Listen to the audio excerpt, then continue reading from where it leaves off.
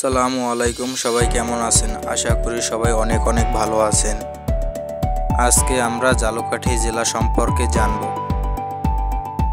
ঝালকাঠি জেলা বাংলাদেশের দক্ষিণ অঞ্চলে অবস্থিত এবং এই জেলা বরিশাল বিভাগের অন্তর্ভুক্ত। 1972 সালে বরিশাল জেলার অধীনে ঝালকাঠি মহকুমা গঠিত হয়। 1984 সালে প্রশাসনিক সুবিধার জন্য ঝালকাঠি মহকুমাকে বরিশাল জেলা থেকে পৃথক করে পূর্ণাঙ্গ জেলায় পরিণত করা হয়। ঝালকাঠি জেলা কোড হল 28। ঝালকাঠি জেলার পূর্ব নাম মহারাজগঞ্জ।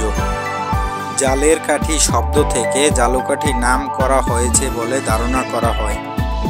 স্বাধীনতা যুদ্ধের সময় ঝালকাঠি জেলা 9 নং সেক্টরের অধীনে ছিল। ঝালকাঠি জেলার মোট আয়তন 706.77 বর্গ কিলোমিটার। 2011 সালের আদমশুমারি অনুযায়ী ঝালকাঠি জেলার মোট জনসংখ্যা 6,82,000। ঝালকাঠির উপজেলা 4টি, যেমন ঝালকাঠি সদর, নলছিটি, রাজাপুর ও কাঠালিয়া। ঝালকাঠি জেলার পুলিশ থানা সংখ্যা 4টি।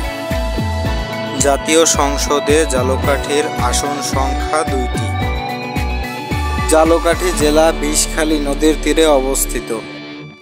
ঝালকাঠি জেলার অনেক ঐতিহাসিক ও দার্শনিক স্থান রয়েছে, যেমন সুজাবাদ কেল্লা, কীর্তিপাশা জমিদার বাড়ি, সাতুরিয়া জমিদার বাড়ি, গাবখান সেতু, বাসমান পেয়ারা বাজার, ঝালকাঠি পৌর সিটি পার্ক ইত্যাদি।